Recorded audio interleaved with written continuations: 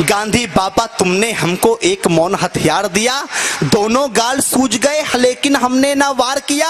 आदर्श तुम्हारे जिंदा है, बड़े महान हो तुम बापू, संपूर्ण विश्व में इस भारत की एक पहचान हो तुम बापू। अगर आपने चाहा होता तुम भी ऐश ले सकते थे, देश बेचकर अंग्रेजों से मोटा कैश ले सकते थे, स्वदेशी का नारा देकर दिन भर चरखा चलाते थे, देश का खर्चा ज्यादा ना हो आधा लैंप जलाते थे।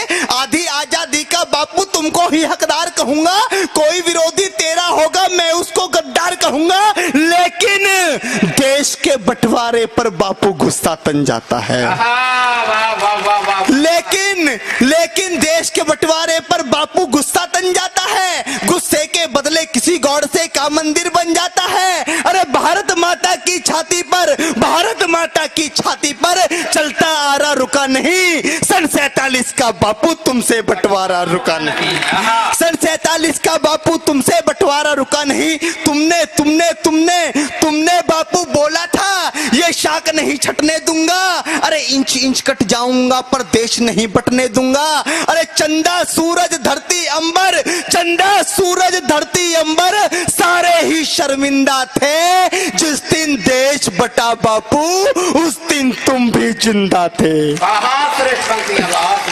चंदा सूरज धरती अंबर सारे ही शर्मिंदा थे, जिस दिन देश बटा बापू उस दिन तुम भी जिंदा थे। वैसी दरिंदों के हाथों से महिला हुए खिलौने थे, कविताओं में क्या बतलाऊं कृत्य कितने घिनौने थे। 40 लाख मृत लोगों का जिम्मेदार किसे लिखूं, देश बांटने वालों में बोलो गद्दार किसे लिखूं। और कितनी थी आंखें जो रोते रोते पथराई थी, पूछ रही लावारिस लाशें जो कुत्तों ने खाई थी, पूछ रही लावारिस लाशें जो कुत्तों ने खाई थी।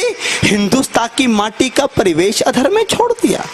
कविता की सबसे कड़वी पंक्ति, इससे कड़वा मैंने कुछ नहीं लिखा, कि हिंदुस्तान की माटी का परिवेश अधर में छोड़ दिया, बंटवारा करके भी बापू देश अधर में छोड़ दिया। हिंदुस्तान की माटी का परिवेश अधर में छोड़ दिया, बंटवारा करके भी बापू देश अधर में छोड़ दिया। अरे दो थप्पड़ के बदले में एक थप्पड़ तो मारा करते, अरे बंटवारा भी करना था तो ढंग से बंटवारा करते। क्या बात है, बात